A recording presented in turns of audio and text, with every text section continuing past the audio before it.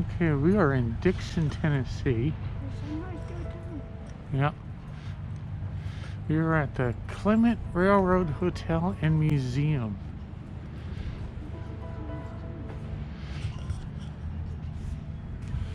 And we're going to go check it out. Stand-up accounting desk was in the depot that was across the street.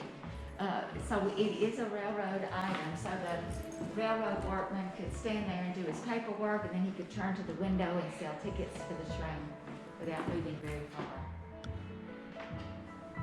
Cool. So as I mentioned, our gift shop,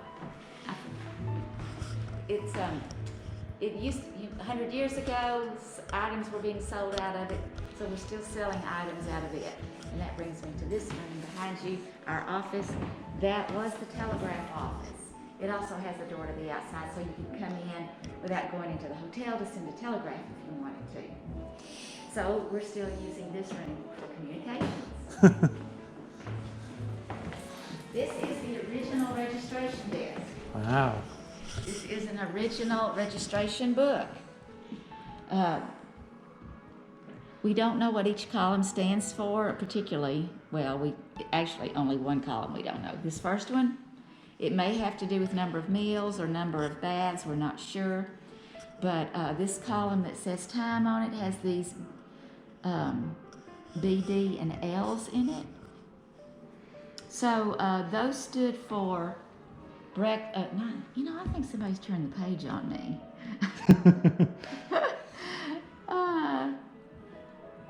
This thing does come up. It's screwed down, but they might have gotten in here to dust or something.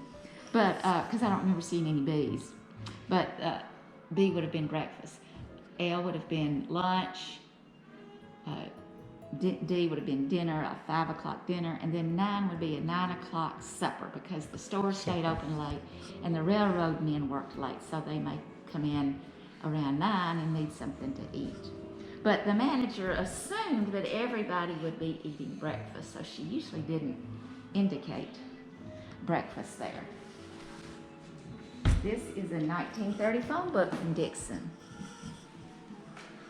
which is kind of fun to, especially for us locals, to look at and see some names. It would be fun to go through the whole thing. Yeah, it would. Well, step on back here and look at this picture. Now, you said you parked by the fire station, yes. Okay, the fire station would be right about here. And we are, you can see the back of the hotel, but smoke's covering the front part. So that's where the hotel would be. And when you parked over there, did you notice part of it that looked like a junkyard? Yeah. That would have been these old lines pulled up.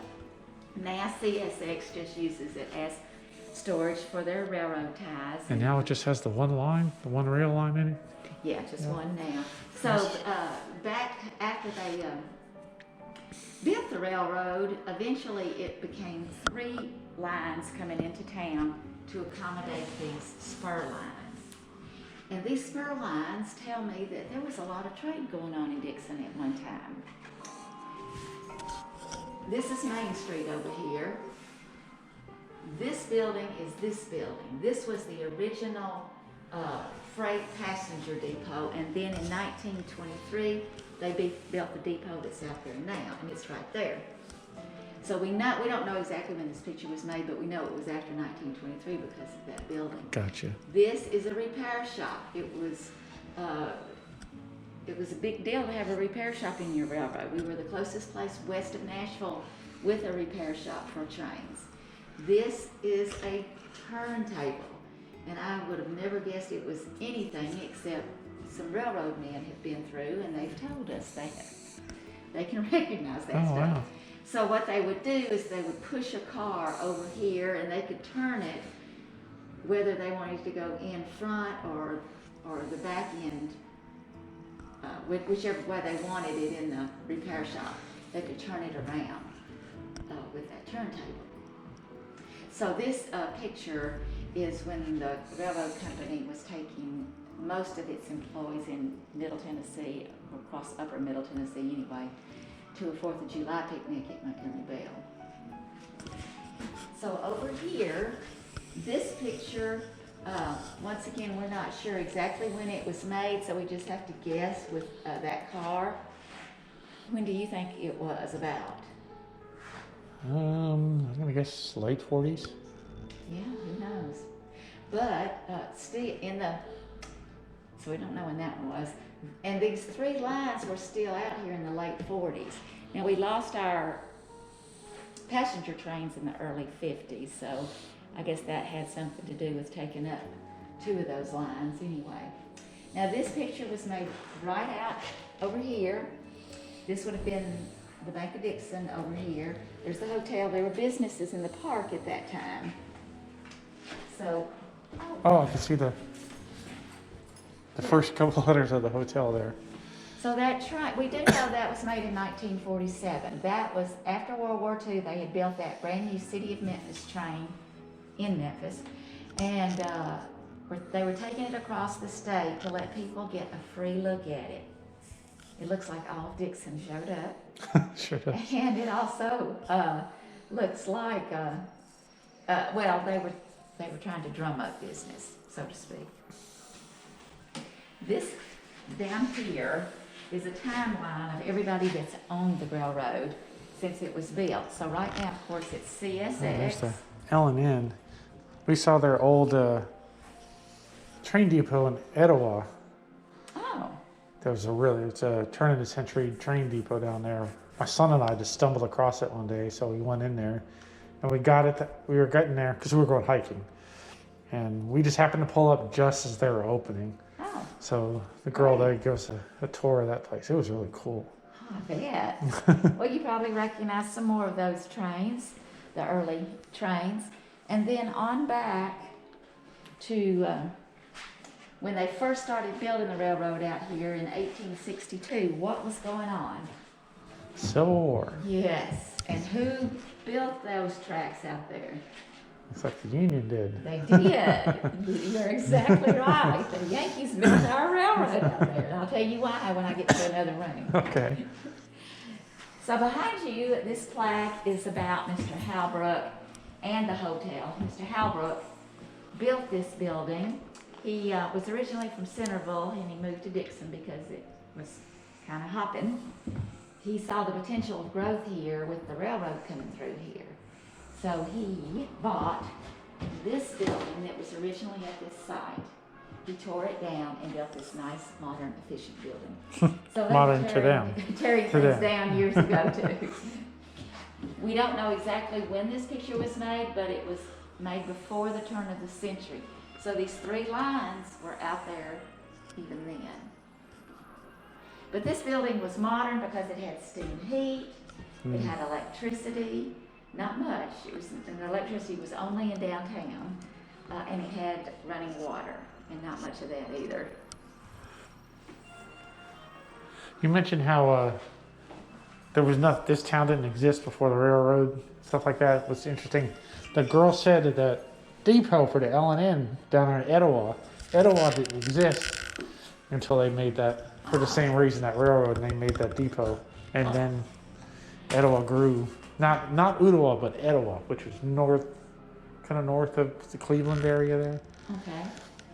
I don't even remember what road it was. I bet it was a watering stop too. Might have been. And what happened was the trains had to stop to get the water. Right. So the people, the farmers out knew that, and they knew when the train was coming, and they could come and sell them food or things. And of course, originally it was the soldiers, because they were the only ones traveling on the railroad at first. But they could still come sell them items, and then eventually somebody built a building out there, and the town just grew up, I guess, around the water tank. Okay, we'll move on down. Now this was the dining room. Of course, it didn't have carpet back then, and most of the managers served all the meals family style. And that was the kitchen back there. Of course, it's been modernized. Look at the paintings.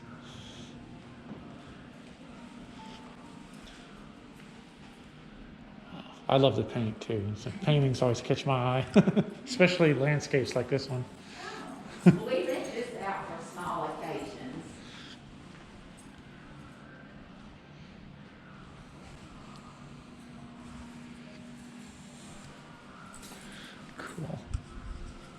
Oh, look at that. Oh, yes, I have to mention. Now, this ceiling had to be replaced. So this is new tin, but that is the color. The ceiling out here is original, and it was this color of green. I got that from Clements, baby.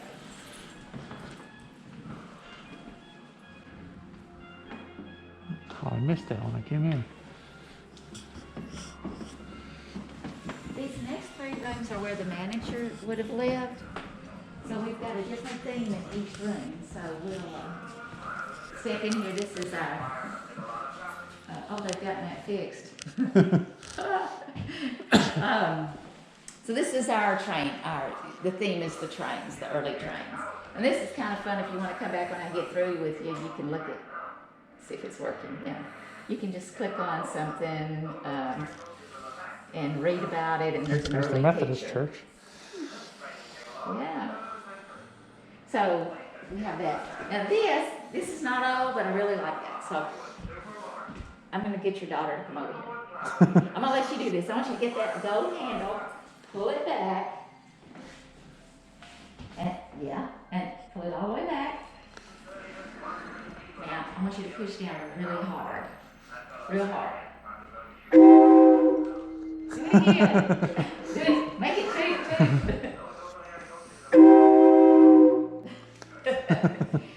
That really does sound like the steam, the engines we have now, the Dixon. Cool, okay. And then this, I'm just gonna.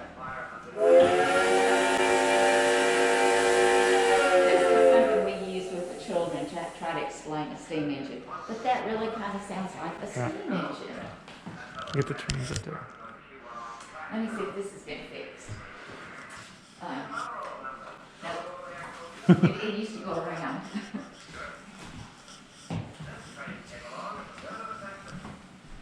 So in here are some memorable train items. It's a pretty big collection of locks that they would have had on a train, used on the doors or on the trunks if they were carrying something valuable.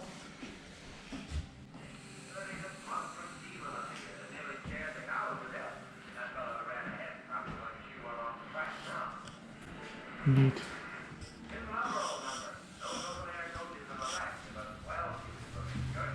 Well, you can really tell the age of that building there just by the architecture of it. Well, Mr. Halbrook also owned that building. I don't know when that one was built, though. Here's more train items. This is a brake wheel that came off of a train. This is a kind of jack. It doesn't work, but they put a handle in here Right. that could jack up whatever they needed to, the rails or the train. Now this is the most interesting item. This thing with just this thing, of course they put a wooden handle in here, and then they pump it, but they could move a whole car. One man could move a car by himself with that. They would, if the car maybe needed to go over to the repair shop, they could unhook it from the rest of the train. He could slip that under the wheel, and then he could pump it over there. And I've decided, I don't know this, but if you know anything about this, tell me. I've decided that all railroad yards are purposefully on flat land for that reason. That sounds logical. Once they start pumping, they can't stop it if it keeps going. Of course, one pump would only move it a little ways if it's flat ground. Right. So, and then I got thinking about it. I've never seen a railroad yard on a hill. That is a real light off of a train. This is one man's set of tools that worked for the LNN.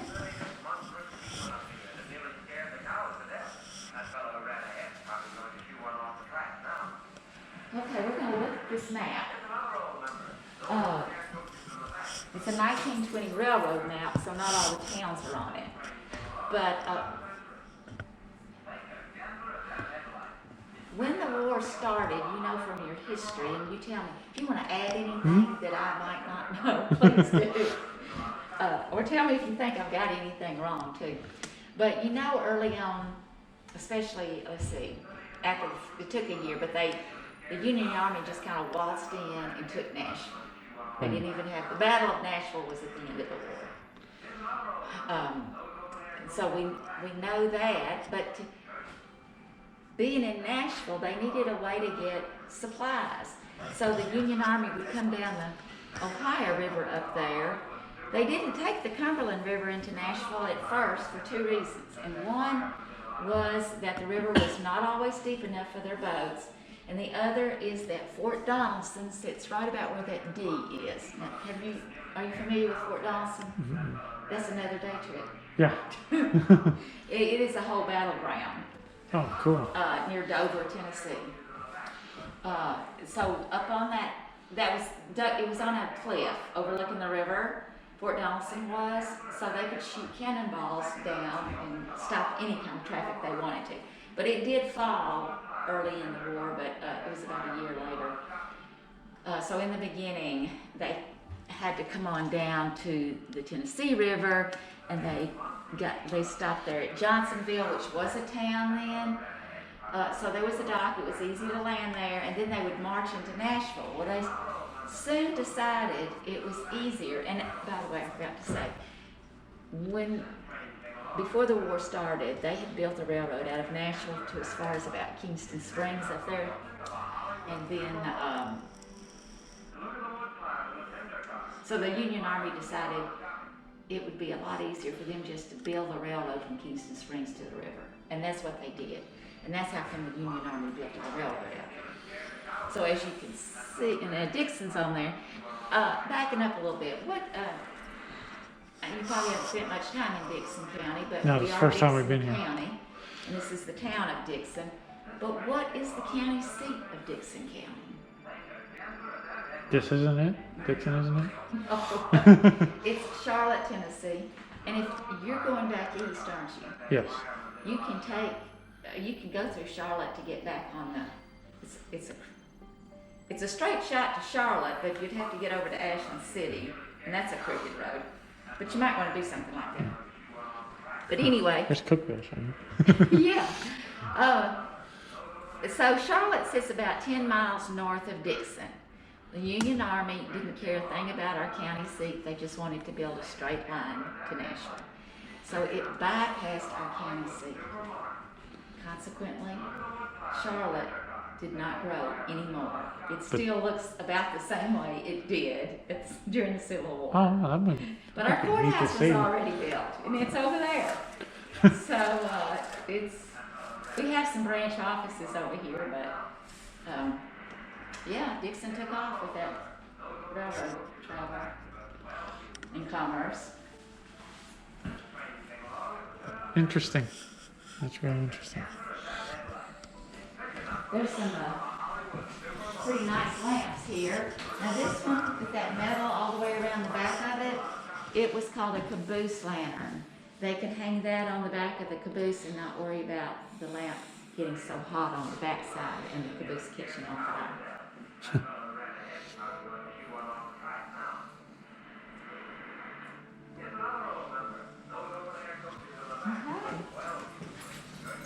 This next room was probably the sitting room for the manager. So we have set it up like a sitting room, thereabouts.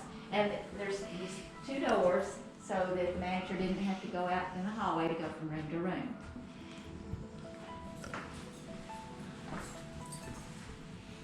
Oh, that's the state senate. What year is it? This is the 58th General Assembly. I'm not sure what year that would be. I don't even know what, for the state, I don't even know what assembly we're in now. Oh, it's 110th or 12th or something like that. No, the federal is in 117th, I think, right now. I'm not sure about the state. Okay, over here, we're going to start talking about Frank Clement a little bit. Are you familiar with his name? Heard his name, yeah. Did you grow up here in Tennessee? No, Texas. She's from here. She was born in Nashville. Okay. But So, I'm from Texas. You remember anything back from history about Frank Clement? Okay, that's a trick question. I don't remember anything from school. But anyway, Mr. Halbrook never worked here. He was quite an entrepreneur and is well-to-do, but he hired managers to run this hotel. This hotel was built in 1913. So his most famous manager was Belle Goad. She was Belle White, and she married Mr. Will Goad. They lived in Scottsville, Kentucky. He was a lawyer up there. He had a heart attack, died, and left her with 5 children. She was going through Dixon after his death and noticed the for lease sign in the window. She had relatives in Tennessee, and that's what she was coming down here for. So she knew that she and her oldest child could run this hotel and raise the rest of the family. That's what they did in 1917. They came down here. She became the manager. Her oldest daughter was named Belle. Her oldest daughter was Maybelle. She was Belle. Maybelle was in her early 20s. She wasn't married, which is unusual. So she was probably looking for eligible young men to go out with, and she found one named Robert Clement. So they dated and fell in love and got married in 1919. And then they moved in here with Belle and the other kids. But they had this bedroom all to themselves. Belle and the other 4 kids probably shared that room over there as a bedroom. And the reason they had to move in here was Frank was younger than Maybelle, and he just graduated from high school, so he didn't have any money. I don't know if he had a job or not. I'm not sure about that. I can't find that out.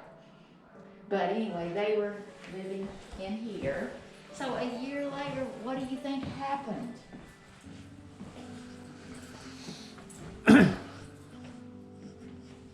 The birth room. They had a baby. Kid.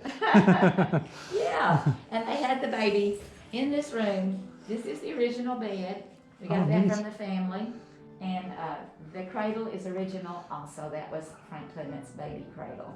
Oh, that's So cool. they had a little boy, and they named him Frank Goad Clement. The Goad came from, of course, his grandmother's married name. So he was born on June 2nd, 1920. I just imagine that Belle was back here helping Maybelle have a baby, and the other kids were probably taking care of the guests. Yeah.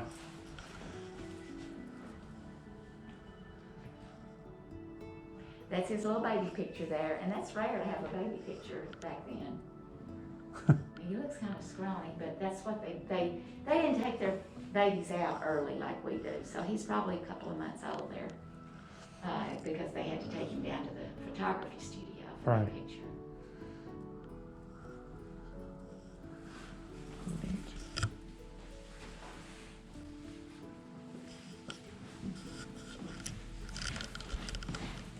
I'm going to have you look at this very confusing family tree, but I won't spend a lot of time on it.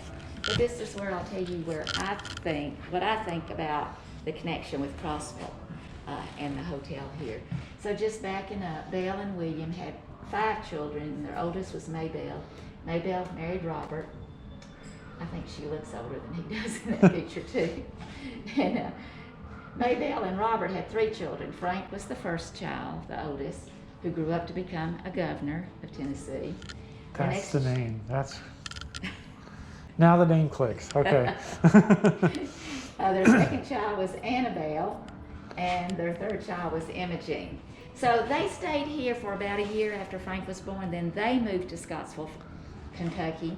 I assume, I don't know, but probably he got a job through his mother-in-law's contacts. So these 2 children were born in Kentucky. But they moved back to Dixon while the children were still in school. So I don't know the exact year, but Frank, I know, well, Frank went to high school here. And of course the others did too because they were younger. And his high school picture's upstairs. Frank married Lucille, who was from Erin, beautiful woman. And they had 3 children. Robert Clement, or Bob Clement, are you familiar with that name? That sounds familiar, yeah. He was a U.S. congressman for 15 years, and he ran for, I know he ran for governor, it's been many years ago, but anyway, he's still very active in Nashville and Dixon. He and Mary, his wife, come down to Dixon frequently. Frank, their second child, is a lawyer in Nashville, and James passed away a number of years. But anyway, back to Frank. He knew in high school he wanted to be governor. That was his goal. So everything he did was to prepare himself for that. Annabelle, so he was a very good public speaker. Annabelle helped him with all his campaigns. She was as good or better public speaker than he was, in my opinion. And she was even his chief of staff one year. Oh. So she was later a state representative for one term or 2 terms, and then she was a state senator for nearly 20 years. So she wasn't the first woman representative or state senator, but she was very, very active, and her issues were women's and children's things. She passed the law in 1989 that made the insurance companies in Tennessee pay for women's mammograms. So I have her to thank for that. Now, Imogene never got into politics. Annabelle and Charles never had any children, but Imogene had plenty. So Annabelle Clement O'Brien, she and Charles, when she married Charles, they lived in Crossville. And later, I'm gonna have to look that up. what is that resort outside of Crossville? Oh, Fairfield? Yeah, and then I'm thinking they maybe later lived there. But she's passed away now, but I did have the pleasure of meeting her before she died several times. And she was a real Southern belle, a modern Southern belle. She wore the high heels, the suits, and she had the updo hairstyle. Let's see. So that's the connection that I think of with when I think of Annabelle in your part of the state.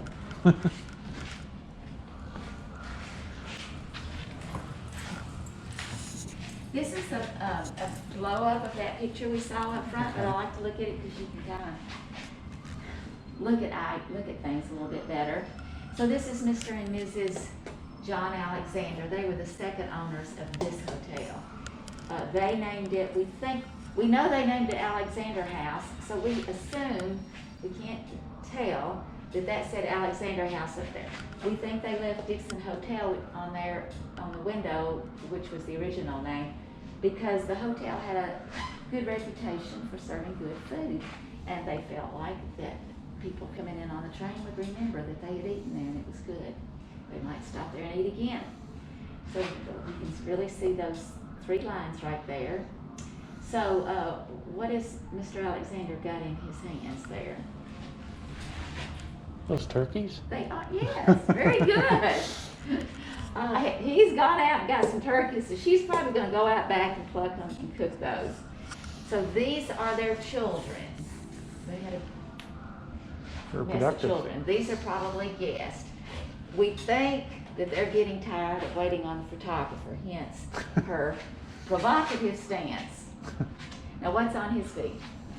Roller skates. Yeah, don't know where he skated unless it was on that bumpy porch. But he had them, and I'm sure he wanted them in the picture and was very proud. So the hotel ended right here. So when we remodeled, we got a state grant, we had to add public bathrooms and our handicap ramp is out back. But I want you to look at that piece of iron ore there. That was found in Dickson County. Somebody was using it at that time as a fire stop in the back of their fireplace. But whoever made it probably made a lot of things out of iron ore and used his handprint as his signature. I was about to ask about that. So how do you think that handprint got there? When it was still super hot. No, not really. They were... I mean, didn't they use special gloves and stuff for that? No, not for that. Probably when he was working with it, yes. But he poured the melted iron ore into a wet sand mold. So he put his handprint in the sand first. So they were so ingenious. Okay, because it's not indented. It's kind of all right. That makes sense now. No one ever guesses that.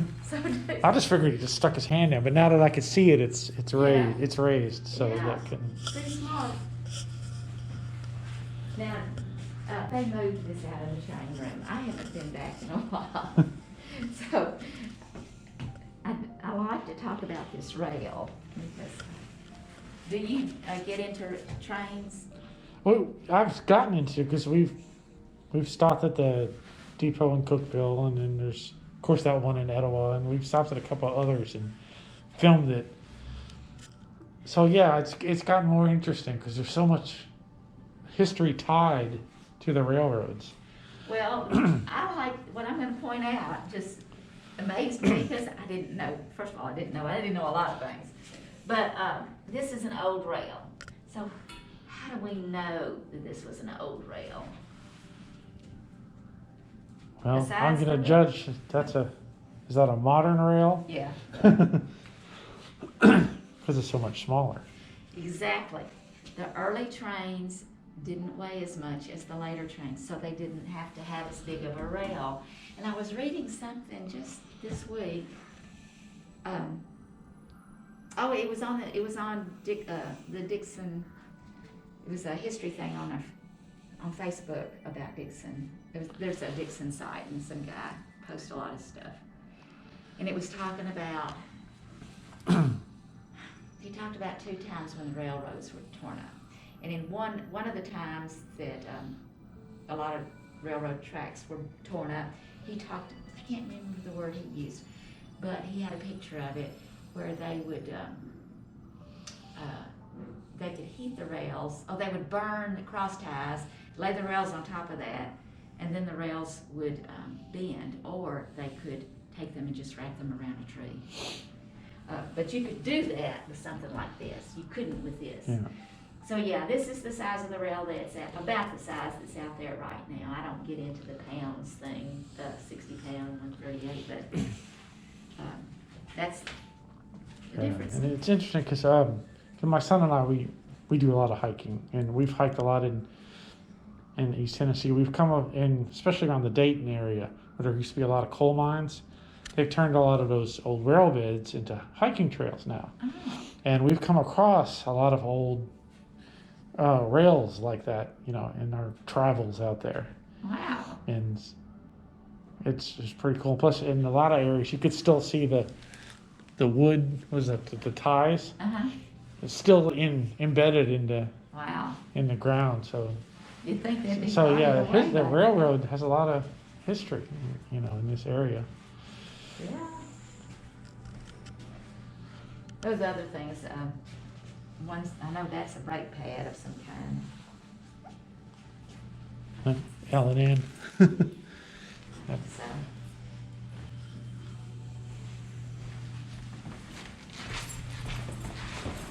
Are you up for walking up these steps?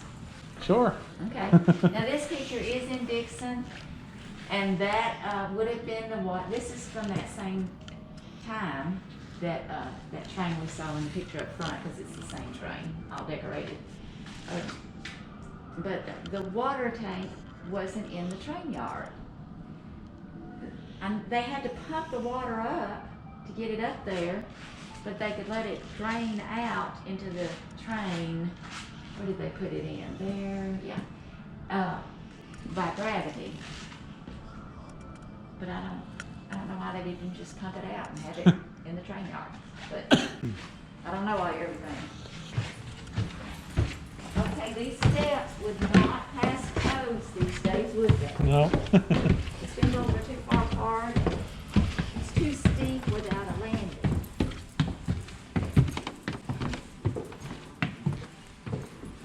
So we're going to start in the back and work our way forward. Okay.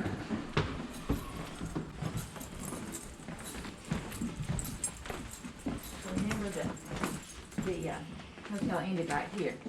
So I want y'all to look in this room. We have set this up like it might have looked. We don't have any early pictures, so it's just period pieces. The rooms were 75 cents when the hotel opened. If you got a bath, it was 25 cents extra. Now they had a bathroom down the hallway here, but it just had a pull chain commode and a sink in it. So they still had to heat the water downstairs on the wood stove. So you just, they didn't have sinks and stuff back then, so this would have the water in it, and they would wash in that bowl. It just had a pull chain commode and a sink in it, so they still had to bring the water up for a bath. Now, of course, I do call this Ensuite, because what's it got under the bed? Oh, yeah, there's the bedpan. Yep. I imagine that when Belle was the manager, her children, the younger ones, had to take care of that duty of emptying those.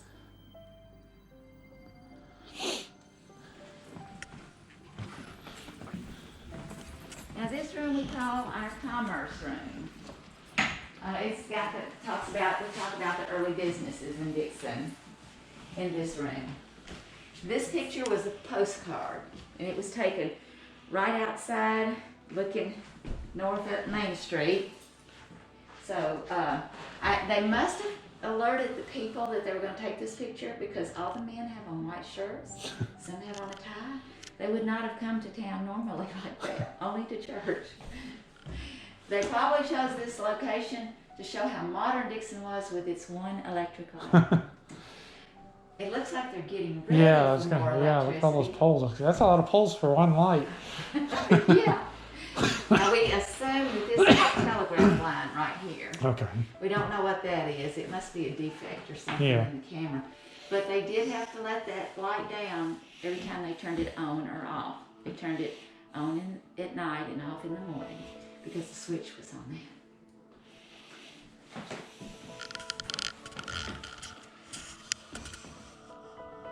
Now the most interesting thing in here is this envelope. Can you read what's on there? Is that Joel Everett? Mm-hmm. What town? Sneedsville? Yeah, that was when it was called something else. There was another town, Sneedsville or Smeedsville. Anyway, the post office got mixed up with those two names, and so that is why they changed the name. So one of the early businesses was Leather's Mill. That was the man's name, Leathers. It was a wood mill, and they specialized in tool handles, and we did get these from the family. Some of the handles that they made. We think they made this flooring because it was so close to downtown. But they also made baseball bats. They made 3 different kinds, which we only have 2 examples. They made one called the Commodore. So who'd they name that after? Commodore. Don't know. How'd we? Vanderbilt. Yeah. And then they had another one, I wish we had a sample of it, that they named the Volunteer. No, that one makes sense. Yeah, their best bat, and you can tell the differences in the wood. This was the Dixie Swatter. A lot of National Leagues used the Dixie Swatter back at the early 1900s. And that one's been used a lot. Besides, there was other wooden, the Louisville Sluggers, the only baseball bat I've ever heard an old name of. So we had 2 industries in Dixon. We had Red Cap Industries, which started out as the American Cigar Company up there in 1923. They didn't last but for 7 years, and then the people in Dixon found some entrepreneurs from Nashville to come down.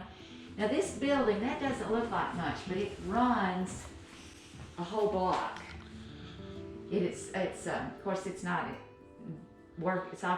It's condos now. It's very nice. They've really fixed it up nice. Oh, so it's the same original building? They just Same turned it into building. con. Oh, Yes. that's cool. It is. Oh, the huge high ceilings. But in 1930, the entrepreneurs came down. They got this building remodeled and set up with sewing machines within a couple of months. And it started out as the Central Overall Company, but then became Red Cap. Now they probably made the bag. They didn't get in the tobacco business. But that business, they lasted until 2000. Oh, wow. Then our other plant was the Henry I. Siegel. They called it the Pants Factory. They call this the Shirt Factory. See, that shirt was made here. This was called the Pants Factory. And I assume they made mostly blue jean type things. I know when I was a teenager, I wore some of their blue jeans. Oh, look. It's signed by, I'm going to assume, by factory workers Yes. from their 50 millionth shirt. People will come in here that had a relative that worked for there, and they can find their Oh, name okay. on that, and they will tell them what part of the shirt to look for it. That was a lot of work to figure that out. I'll bet. I'm sure the names are probably stood out more back Yeah. then. Yeah. We had a Coca-Cola bottling plant in Dickson. So if you have a plant in your town, your bottles have the name of your town on the bottom. Now, Oh, look at that. so I'm sure you're too young to remember looking at the bottom of your Coke bottles growing up. I never noticed it. No. You probably never went to the drugstore and bought a Coke in a bottle like that. No. You went to Dairy Queen and bought it in a cup. Yeah, in Texas, you weren't in a town unless you had a Dairy Queen. Oh. That is neat. If I find old bottles in the woods now on our travels, I'm going to be looking at the bottom of them. Yeah, it's just the Coke bottles. Right, Coca-Cola. right. We also had a Raincoat Factory. It was over there close to where the fire department is. It didn't look like much, does it? It burned and they never rebuilt it. But I've been told that they would dip the material in some kind of liquid and it would come out kind of rubberized. 10,000 raincoats destroyed in the fire. A massive loss. Okay. Now these are some pictures of Frank Clement. He was well known for wearing a white hat. Obviously, all these pictures, he has a white hat. He's known for wearing a white hat and carrying a Bible. He knew his Bible. His dad made all those kids know the Bible. As a matter of fact, Frank, when he was governor, taught a Sunday school class in downtown Nashville. I can't remember which one of those churches.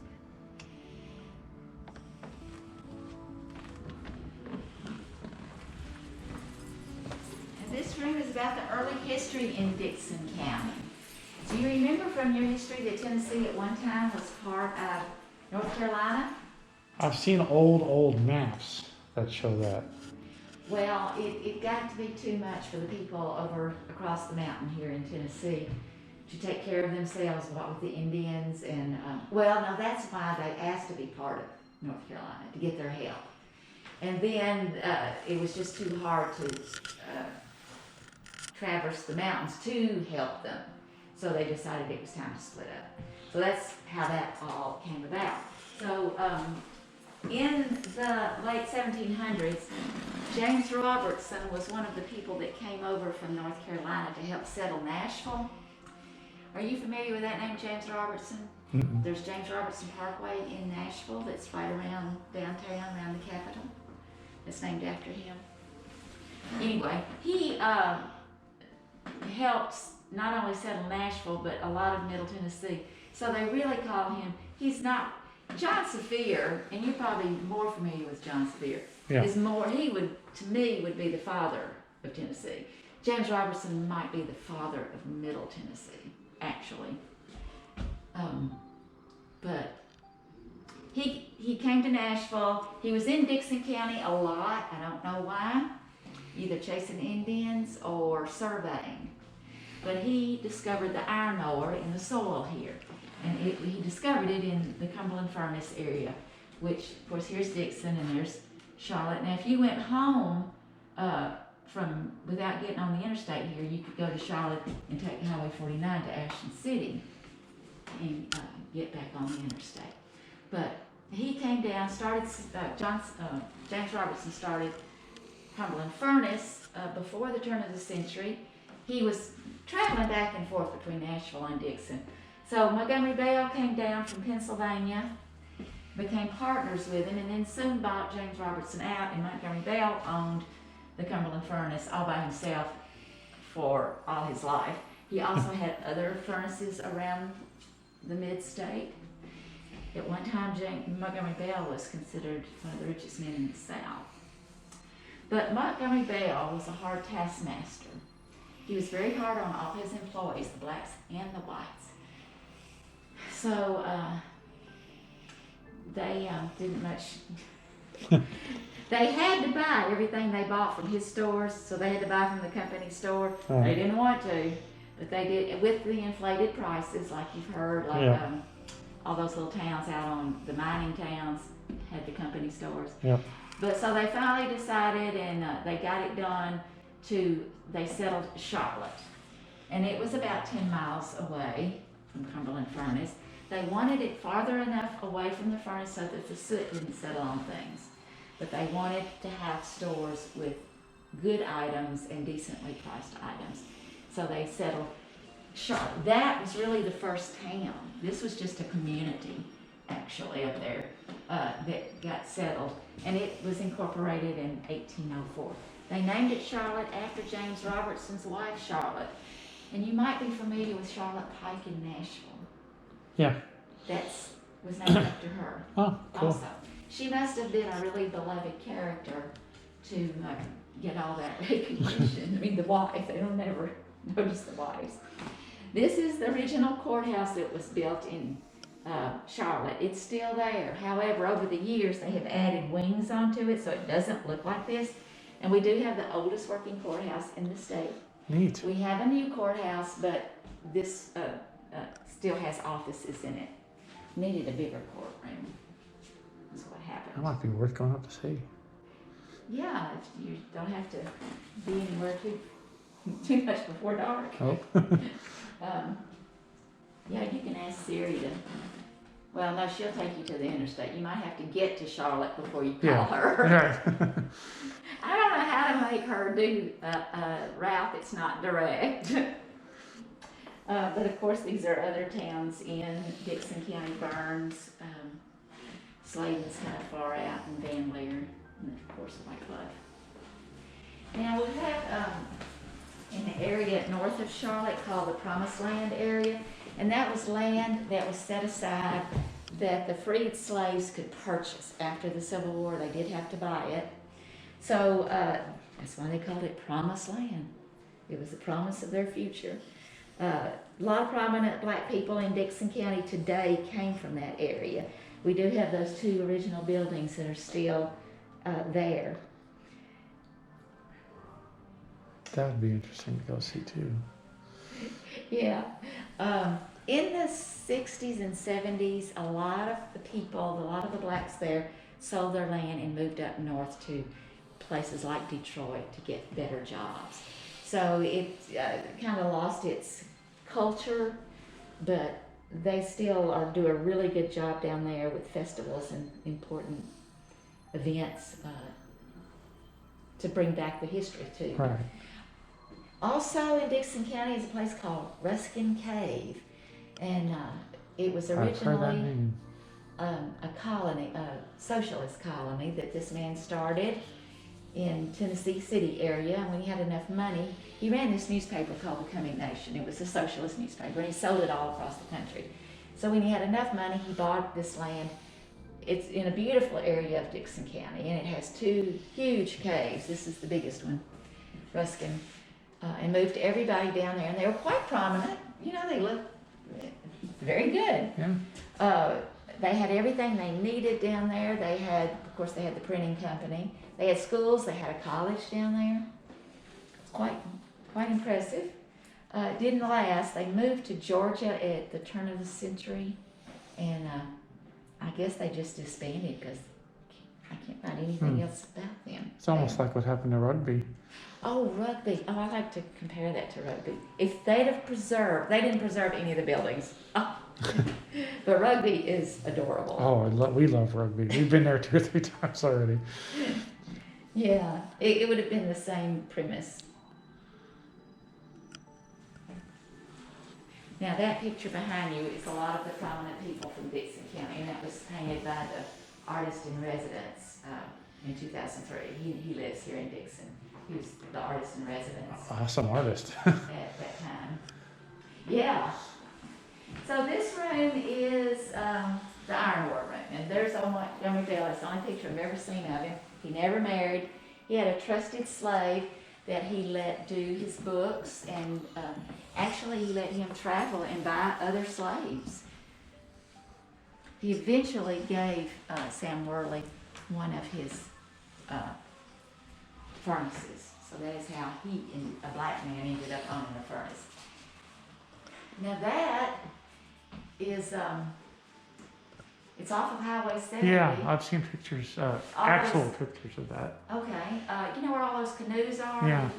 You turn and go over that bridge there. There's a historical marker at that bridge to go back in there to find that. And that is what Montgomery Bell had his, we quote, employees dig through that's a huge mountain. I mean, that's a good hiking trail too. Yeah. Dig through that rock because he needed some water. He didn't need the whole river to run a forge over there where he took the iron ore and had things made.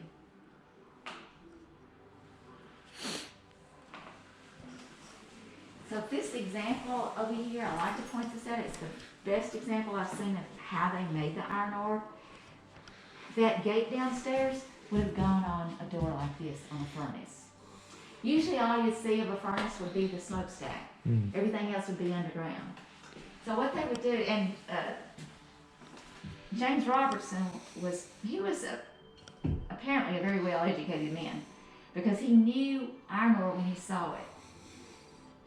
But what they would do is all this would be underground. They would have tunnels to get to these places. But they would dump the iron ore into this thing. All this is underground. There would be a fire right here. It makes me want to get a magic marker and draw flames to melt all this. And then the melted iron ore was heavier than the debris, so the pure iron ore would come down here into these molds. So this is a mold of pure iron ore, or they called it pig iron also. They needed to have a little bit of air blown in here to keep the fire going. So they needed a little water, not a whole river full, to run this little water wheel and to pump air into where the iron ore was to be melted. So have you touched iron ore much? Mm-mm. You want to pick that up for us? Hold on, kid. Don't really. Oh. Do you do any cooking at home? No. Okay. I'm the cheese is the microwave. Okay. Well, I always say when women come in here that you know how heavy iron ore is because most women have cooked with an iron skillet, and that's just a small piece of iron ore. But some of the things that they would make out of that iron ore are displayed down there. We did have a three-generation doctor family here in Dickson County, so that's the oldest doctor, some of his things. Bell, huh? Any relation to the bells up in north at Haunted Witch? Cave? Yeah. No, No. they're not.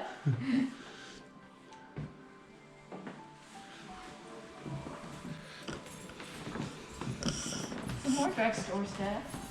That's not his though, that came from an old drugstore here. This is our Civil War room. We didn't have any battles in Dickson County, but we had guerrilla warfare. And our guerrilla warfare was tearing up the railroad that the Union Army built.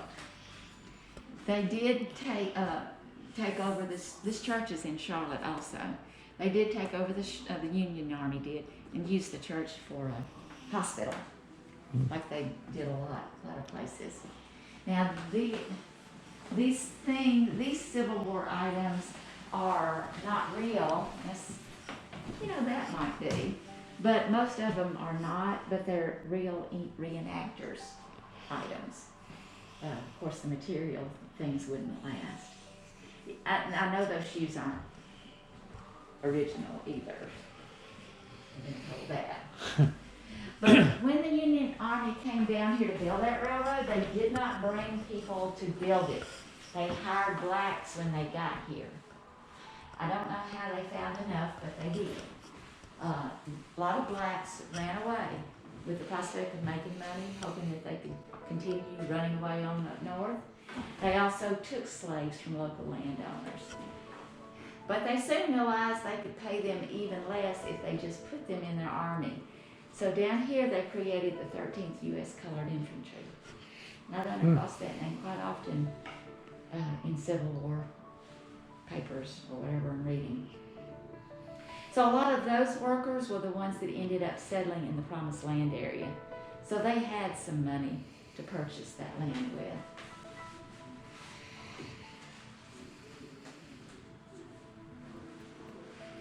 Neat. And that's the church. yeah. Yeah, it does have the slave balcony too.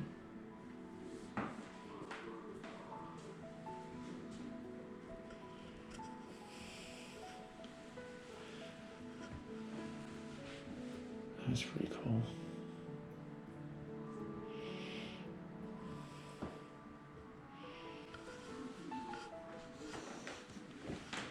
Judging by that picture and this one, the church is still there.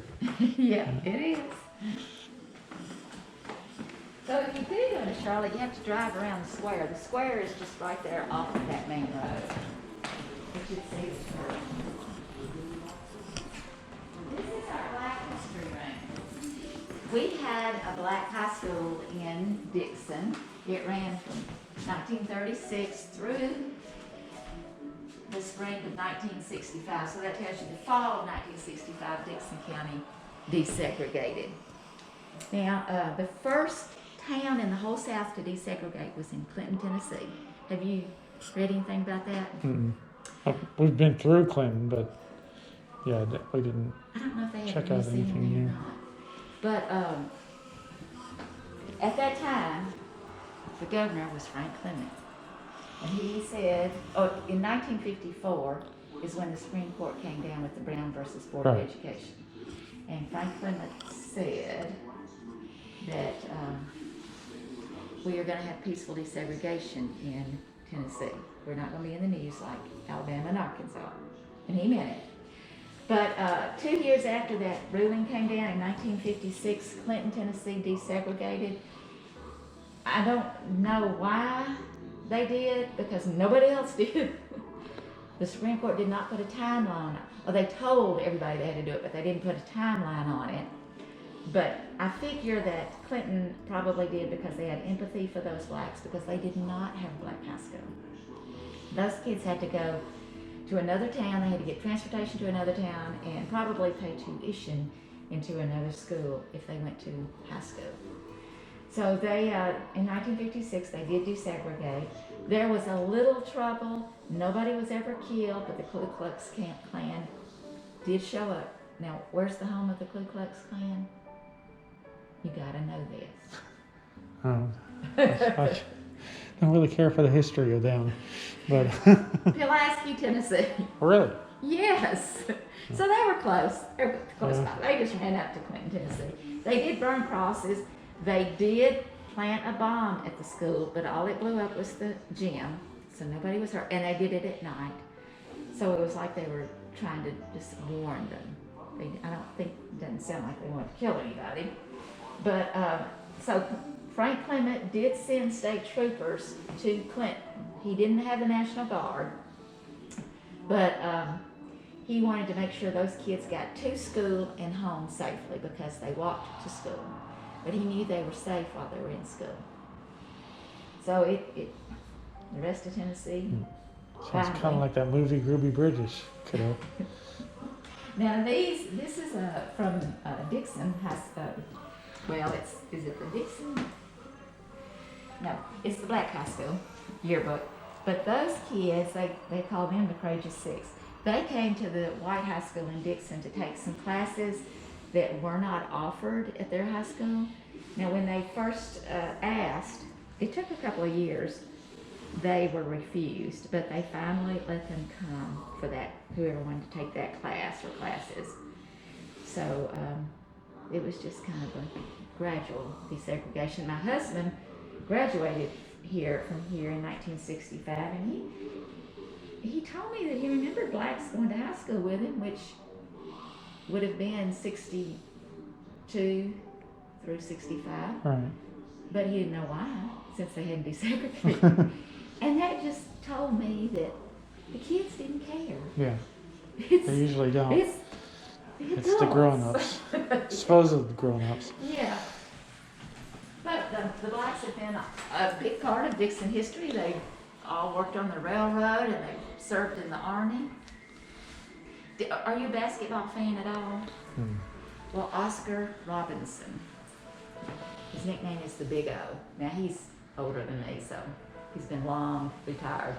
But he was from Charlotte, Tennessee, and played for, I always forget. He doesn't live in Crossville now, does he? No. Because there's a retired NBA player. Really? He looks like he's in his late 60s, early 70s. And he's really tall. He's a really tall African-American guy, customer that comes in all the time where I work. And I've never talked to him, and somebody told me, yeah, he used to play in the NBA way back. And so I was just wondering. Ask him if he knows Oscar Robertson. Oh, it was two teams. I can't remember that kind of stuff. Anyway. Yeah, I'm not much of a sports person. Okay, I spend too much time in the outdoors to worry about that stuff. This room is about Frank Clements. So he's the youngest governor we've ever had. He was 32 years old when he was first elected. Okay. They switched pictures around on me. So he was a Democrat. Yes. That was when Democrats rose. So, I don't even know what to talk about with this one because it's not ever been in here. There's his high school graduation picture from Dixon Central High School.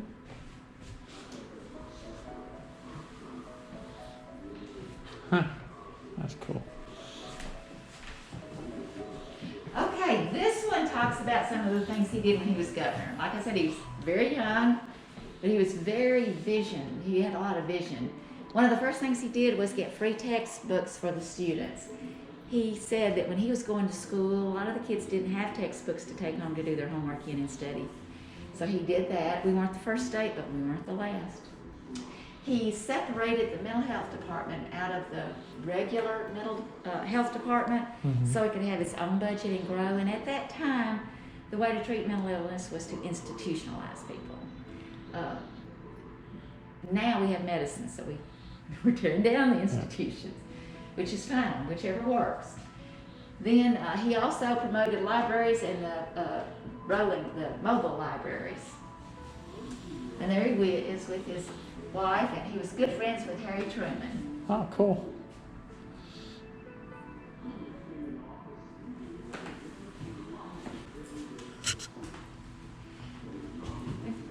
New pictures.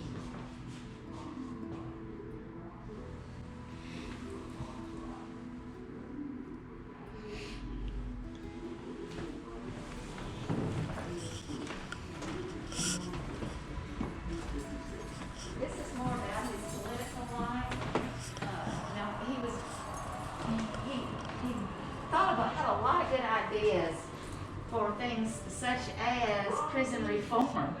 His method of prison reform was to reward some of the prisoners.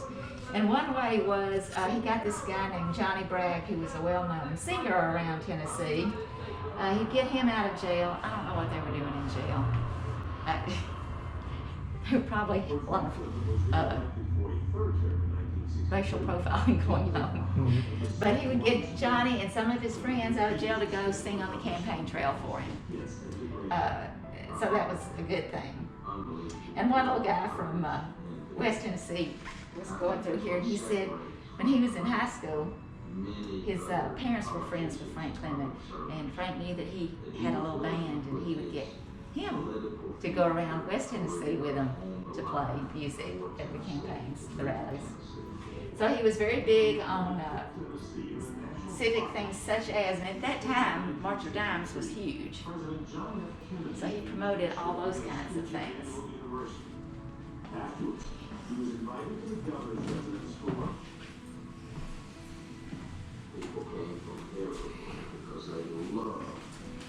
Well, they have put up, let's see, Annabelle's picture there, which I'm glad, because there was nothing in here about Annabelle, and she was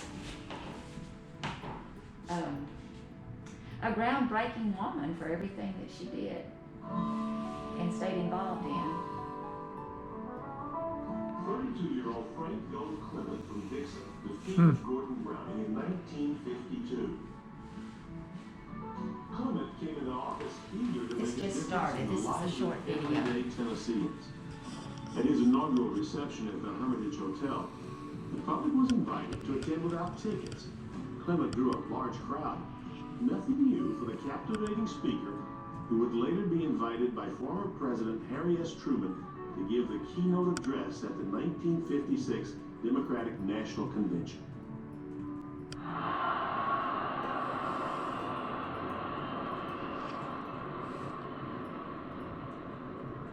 From these halls in Chicago shall go forth sometime this week the candidates of competence and conscience who shall become the next president and the next vice president of the United States of America.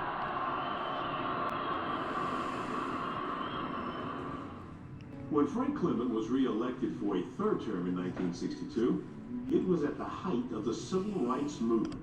Clement refused to stand with other Southern governors against integration. My father had unbelievable political courage and vision. And I think that's what separates Frank Clement from many other politicians and public servants. That he was willing to put his political future and career on the line for Tennessee to move Tennessee forward. And Clement kept Tennessee in the national spotlight. In the spring of 1963, President John F. Kennedy came to Nashville to give a speech at Vanderbilt University. Afterwards, he was invited to the governor's residence for lunch. People came from everywhere because they loved Frank Clement, what he stood for, and he was one of the greatest orators that Tennessee's ever produced. Okay. This is his Mini desk? Orientation to Frank Clement. But this was one of his desks when he was governor. The State Museum let us have that. 32-year-old Frank Gold Clement from Dixon defeated Gordon Browning in 1952. Wow. And he died in 1969, so he was just 49 years old. He was in a car accident. Tennesseans. At his inaugural reception at the Now, when he Hermitage was Hotel, first elected, the public was invited to attend without the tickets. governor's term was Clement drew a 2 large years. crowd. Nothing new for the He didn't get anything captivating done in 2 speaker. years. No. So Who would later they be worked invited on by it former and got President that Harry S. changed to Truman 4. to give So the that's keynote why address he is at the the only governor that will ever be governor for National 10 years, Convention. because he was governor for 2 years. He ran for re-election for 4. That's 6. He couldn't run a third consecutive term, but he didn't have his full 8 years in, so that he was allowed to run one more time. Yes. After Buford Ellington was governor, he ran that third time and won that election. So he's a very popular governor. Well, I'm going to take all down to the train wreck. Let y'all see them all the time. Do you have any questions? No, I'm just fascinated. So, when you get through, you are welcome to walk around and look at anything else that you want to spend more time with.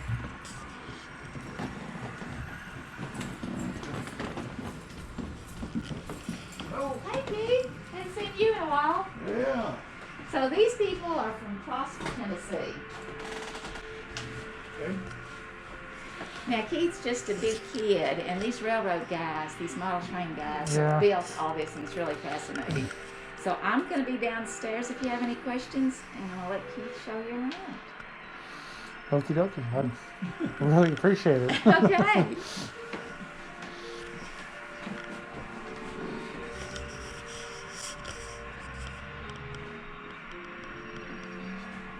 Oh, Touch that button right there and hold it. oh, the Take carousel the brake moving. around, right? Up, Uh-oh. let go and do it again. Yeah. Yeah, that's That's tough. a Harley-Davidson Merry-Go-Round. You got to kickstart it once in a while.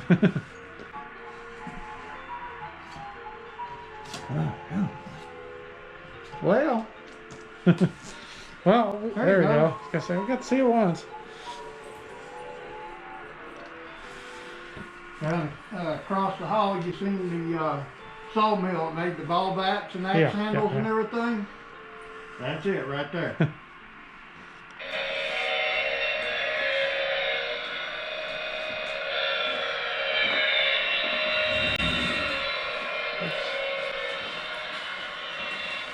This section here from the wall to town is the only thing that has really done Dixon. The rest of it's just a piece of Dixon put where it fit. Right. The picture on the toolbox, the steam engine and the crew around it. Right. Okay, that picture was taken from that bridge in 1924. There was 13 tracks out here in front of the museum in. Wow, that many? And the bridge was a pedestrian bridge. So the kids could get across them 13 tracks to school. Huh? It's school. The stockyards, it's out by the interstate now, out by the truck stop. The ice house, it's still operating. It's still over here operating. The turntable and the little mechanic shop, that's about where the fire hall's at now. I don't know if you saw that or not, Yeah, where the fire hall was right That's over where here. we parked. We parked down here. Yeah. So they serviced 26, 28 trains a day, had 80-some employees.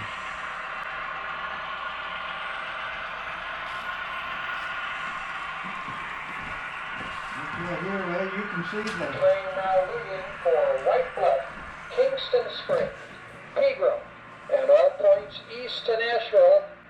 All aboard. the end of the hall. You looked out the window, you see the bank. Well, the bank has put an addition on and got a drive-up window now. And the Okay. fire hall, it's moved over yonder. I don't know what happened to the freight depot, but and right here's where you're at.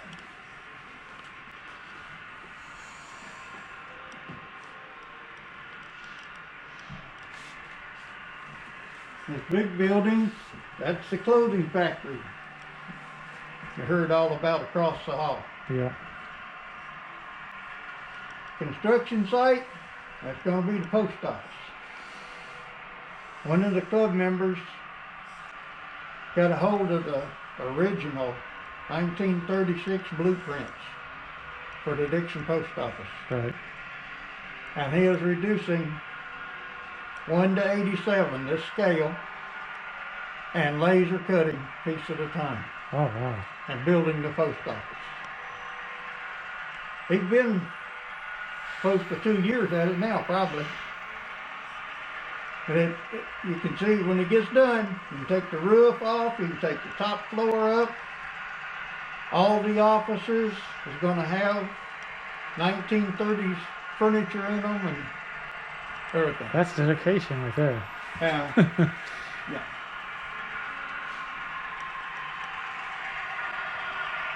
And we just got the backdrop seeing of why they didn't put the funeral back up in the cemetery, I don't know.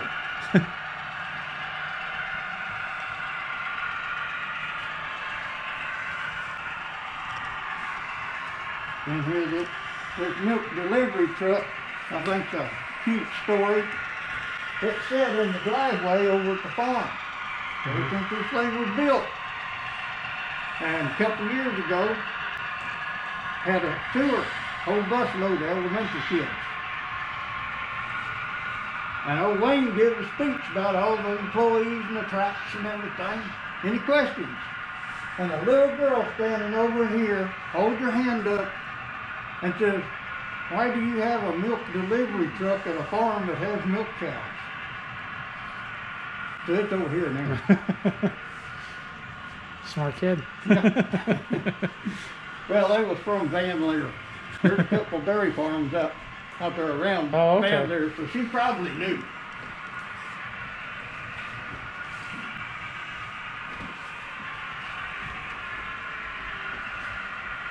Oh, train wreck. Yeah, that was before EPA and all that.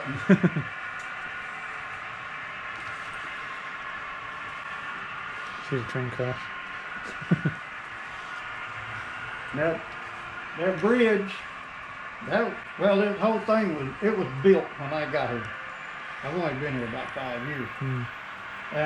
Anyway, I forget how many kits they said they bought. You can buy kits to build bridges like that.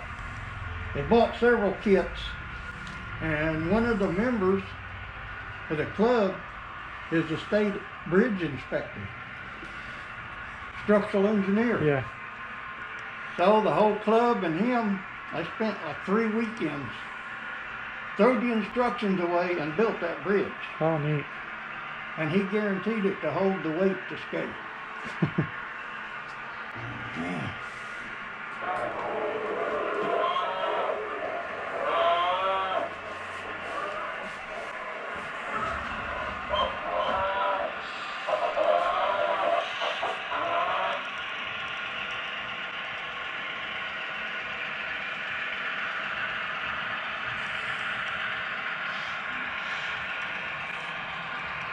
Now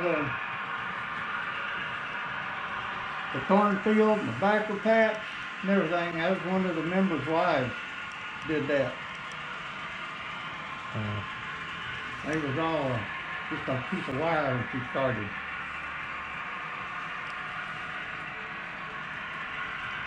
Some of these kits, like the windmill, it's got over 200 parts in the kit to build that windmill. Every blade and everything in it. I would need glasses to do that. Wouldn't be able to see all those little parts. Yeah. Right here, the water tank, I can even put water in a steam engine. Right. Let's see anything going down. It takes a little while, but you can hear it, it'll start running over and they get excited and they start hollering.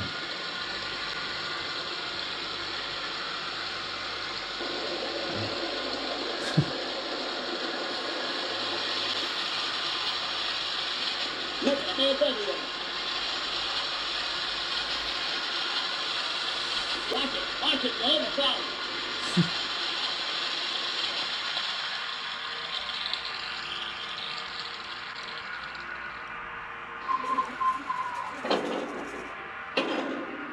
We're behind schedule. No, Joe, he's got quite a project going on there in the welding shop. Working away. In the coal bins, they got all 3 grades of coal. And all the coal bins, there's only 3 kinds of wood that'll withstand the acid in the coal. So somebody took some cedar and whittled out the lumber and built the coal bins. Wow.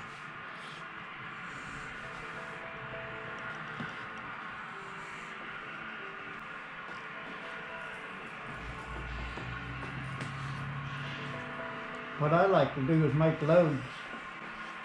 Well, you see they're coming around here.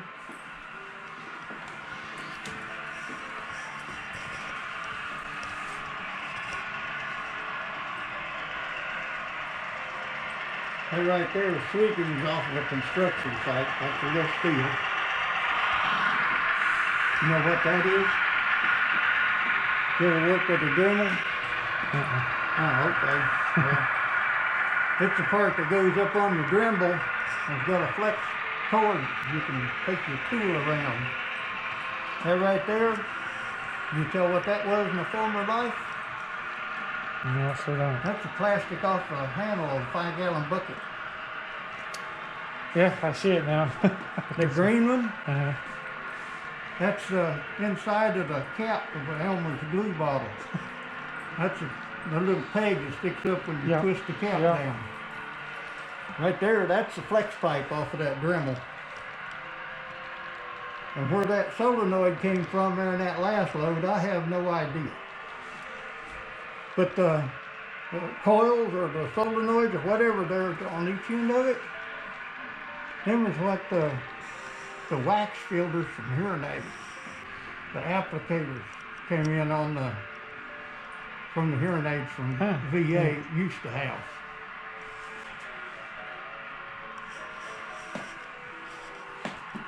Look. Finally to see Rock City. course, you had to have that in there. You know? The Rock City sign on there. Yeah. They used to be everywhere. Yep, yep. Well, we got build a switch yard over here. I booked that one to the legacy. We had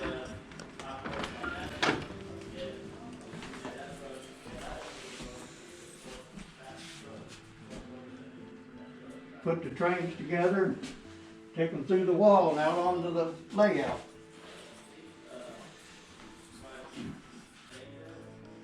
This right here was 015 project. It took about a year to do it. Yeah, I bet. This was the office and the hangout.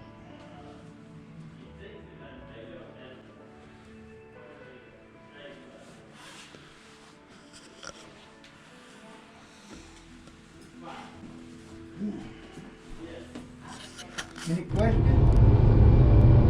I'm going. Okay, quick ending. So that was the Clement Railroad Museum. I forgot to do this. We walked around the town for a little bit. Dixon, Tennessee is a cool little town. And that was a cool little museum. And there's others. It's just a historical little town. So, hope you like that little excursion. And I'm driving on the interstate, so I'm going to get off of here. And see you next time. Keep your stick on the ice. Adios.